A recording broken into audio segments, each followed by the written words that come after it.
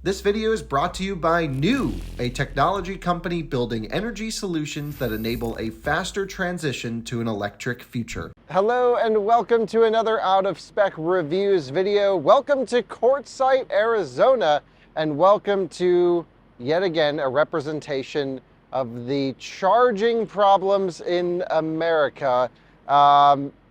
This is not meant to be a negative video, it's just meant to be a highlight video to help you make a buying decision on which electric car you might want to consider as your next purchase option. So you join me here in Quartzsite in the middle of the desert, in the middle of the night, to sort of take a look at a major charger disparity between CCS and Tesla.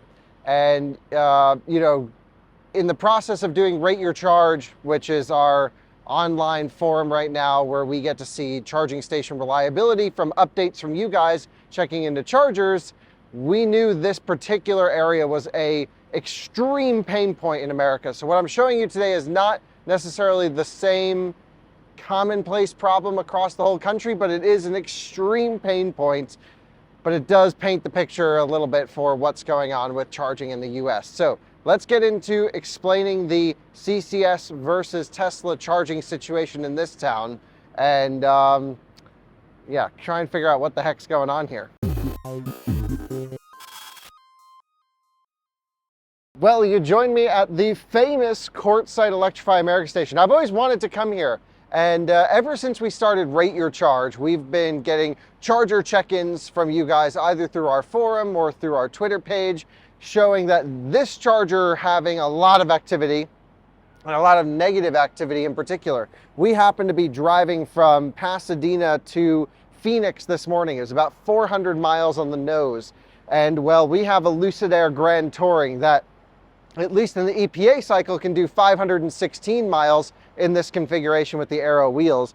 We thankfully had to, well, not thankfully, but we had to get to Phoenix for an event today. And we could not risk waiting in line at a charging station that could take sometimes 3, 4, 5 hours, especially with the state of the chargers that are going on here. This is a really necessary link. So we had the Lucid charged up and we were able to make it to Phoenix on one charge from Pasadena. But we charged in Phoenix, and I thought, well, let's on the way back at least stop here and see what's going on. It's the middle of the night right now, and I wanted to see what this station was all about, because I also heard Tesla is putting in a massive supercharger across the street. They already have a massive supercharger. So I thought this would be kind of interesting to bring you guys along for the tour of the CCS versus Tesla charging game and really talk about what it means in actuality, because I've been testing and reviewing a ton of CCS powered electric vehicles, and for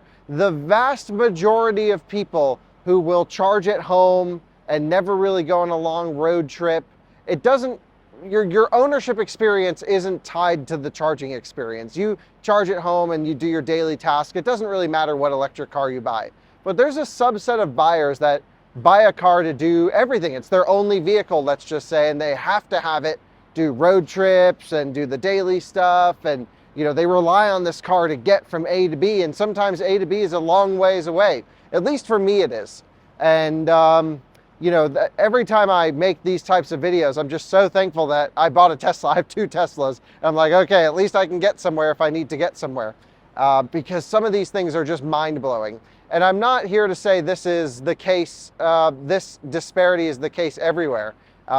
Just to paint a picture, in Denver, Colorado, in our area where we live, there are significantly more CCS charging stations than there are Tesla superchargers. And there are certain pockets of America where CCS is better than Tesla, no question. But then there's pockets of the country where this is a really crazy heavy travel route where it's the exact opposite, where Tesla smokes CCS. And so buying an electric car, no matter how good the car might be, and the Lucid Air is a great car, and we've really enjoyed this and cannonballing it, and it's been a wonderful experience. Buying an electric car is unfortunately tied to the charging networks you're able to use. And well, this is the state of the only CCS charger here in Quartzsite, Arizona. This is the link between Los Angeles and Phoenix. It's the halfway point. It's about 200 miles from LA at about 180 miles. I don't know. What do you think, Timon? How far was it? 150 miles from Phoenix. It's basically where everyone stops. And I've seen lines all the way down here of electric cars waiting to charge here. So you would think this being such an important link of a charging station, a needed corridor charging station, would be in good working order. Well, let me tell you what we found when we arrived. This charger is completely dead. You're unable to use it. It thinks actually someone's plugged in and idling, and basically They started and ended at 39%. yeah, they started and ended at 39%. And spent $11 for that. And spent $11 for that 0%. That makes no sense. But basically, this charger's hosed. There's nothing you can do to use it. You're completely screwed here. So this charger, completely offline. This charger here, 150 kilowatts, appears to be working totally fine. So this is one good working 150 kilowatt. That's good to see. This 350 kilowatt, which by the way is the only 350 kilowatt charger here, which I've never seen before, says it's completely working in the app, all is good, but it's actually limited to 50 kilowatts on the screen. It says they've reduced the charging power to perform a service update. Why the charging power needs to be reduced, I don't know. This is a problem we've seen at Signet Electrify America stations across the entire country.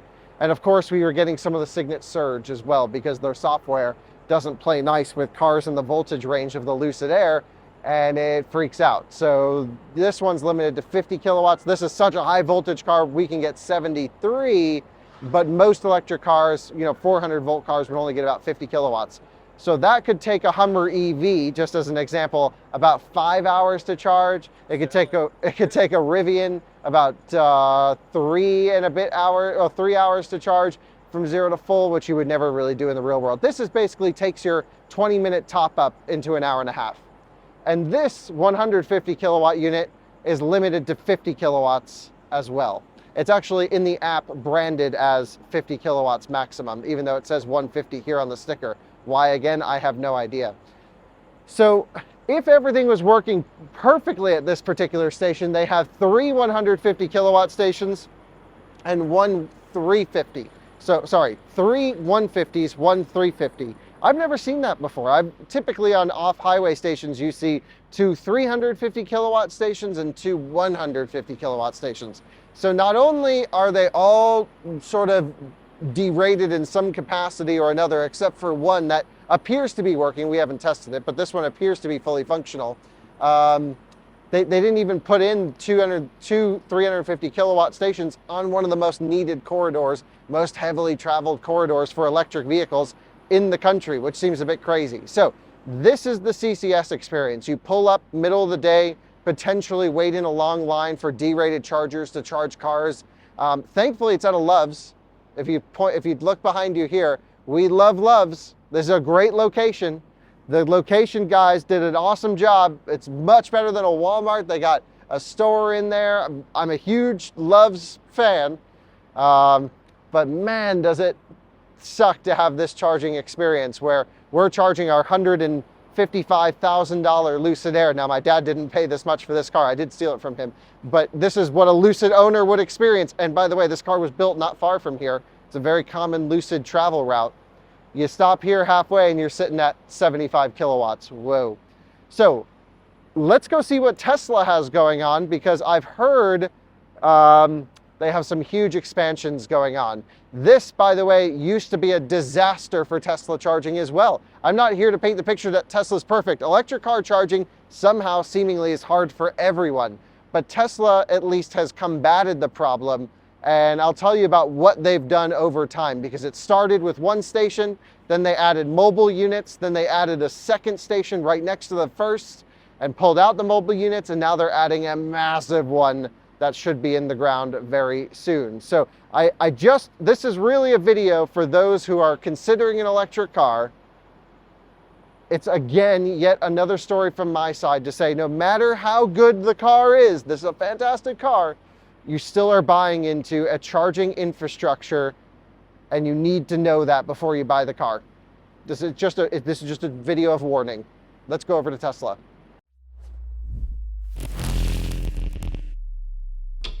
I want to thank New for sponsoring today's video. Guys, you remember a few weeks ago when we were over at Atlas doing that crazy megawatt and above charging when we showed the fastest charging ever on YouTube? Well, they've just rebranded and their new company name is New. It's a fantastic name because they are focused on an energy intensive future. They believe that energy, as well as I do, is at the core of everything, and especially their business model going forwards. So between their charging business and their Cube technology, their battery packs that can power anything from stationary energy storage to, residential or daily driven devices, all the way to heavy duty use commercial applications, they are all in on a new future. So thanks to them for sponsoring this video. Keep an eye on future videos with them coming very soon, where we go more into New. Well, yet another poor charging experience for us at Electrify America. Nothing good going on there here. I mean, there's no other way of putting it. 75% of their chargers in this town are broken or derated, and we didn't try the one fully working one because we thought we were plugging into a fully working one.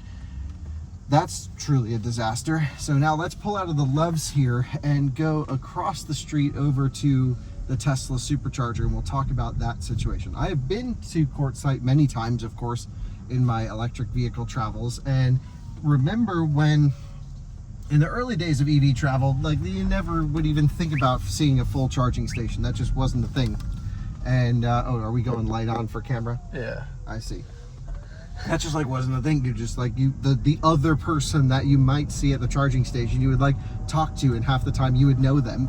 Before we were making YouTube videos, you'd be like, "Oh, Jim, I saw you in North Carolina that one time," because no one drove electric cars.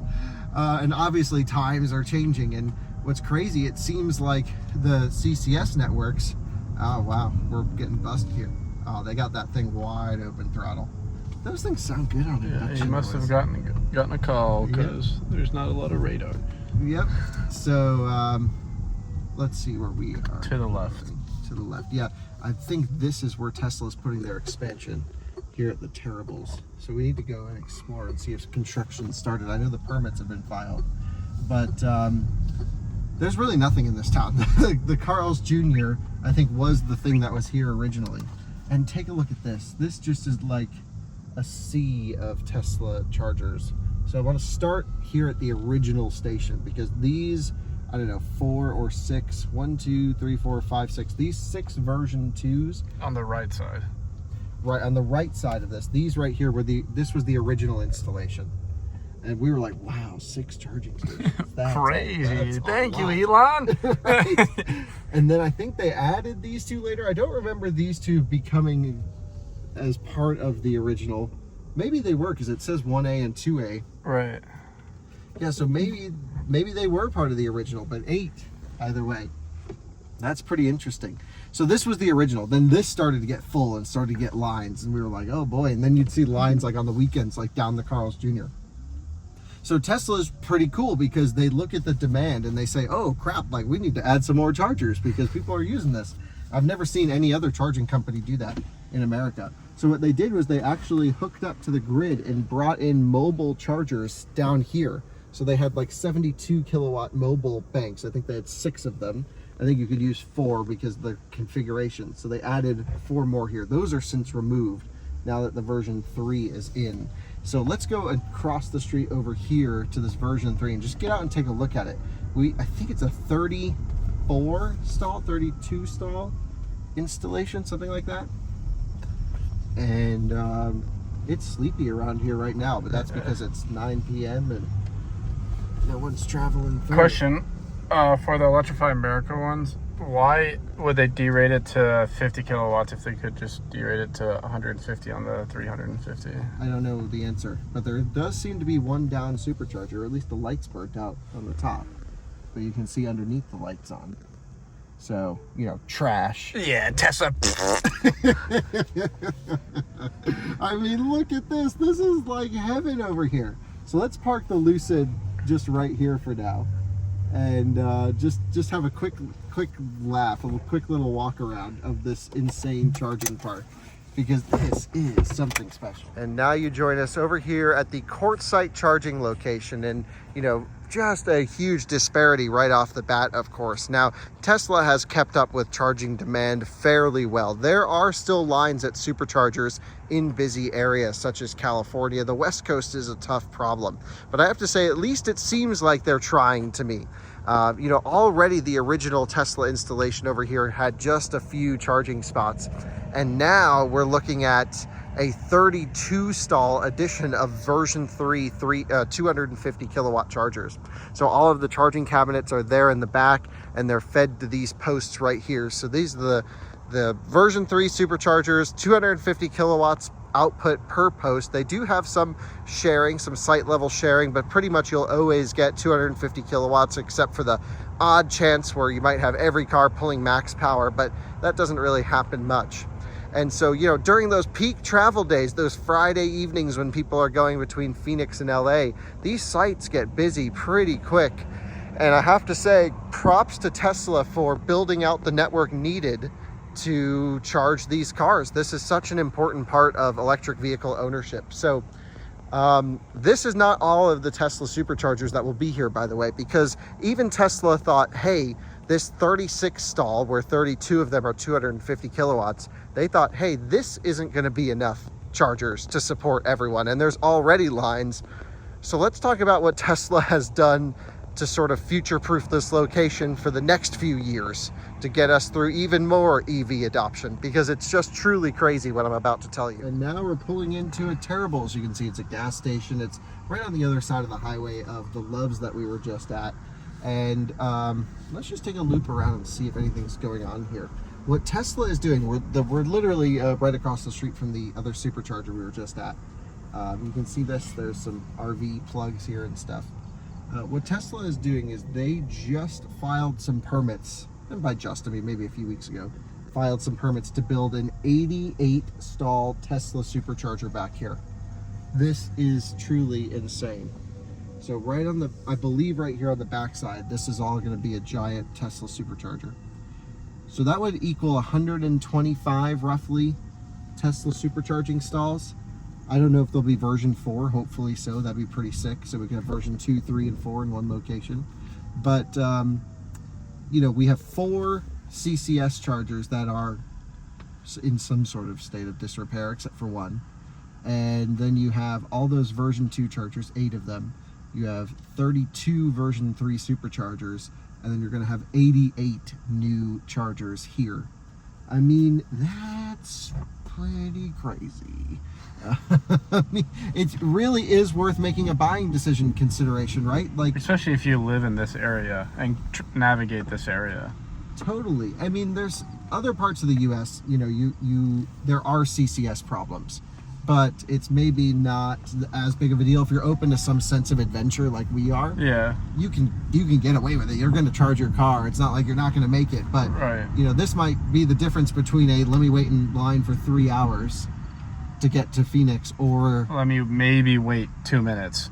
Yeah, and especially when the other ones are installed. I mean, can you imagine there even being a line when there's 120 something superchargers in this town? If that's the case, you should probably sell your Tesla. Yeah, go back to gas. Yeah. If that's the case. That's crazy. But oh my goodness. And let's just take one last look over here on the right at that original Tesla supercharger spot. It really just comes to show how far ahead Tesla is when it comes to the charging game. They're smoking everyone. And the one thing that's exciting to me about what Tesla is doing is, yes, the cars are fairly good and I enjoy them, and Model 3 and Y specifically are very solid products.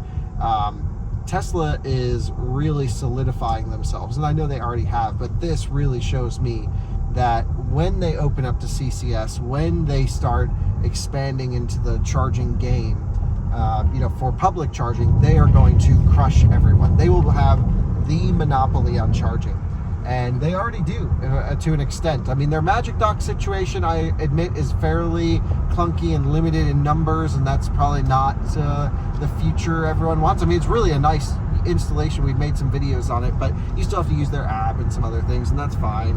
And 350 amp limitation. And more cost.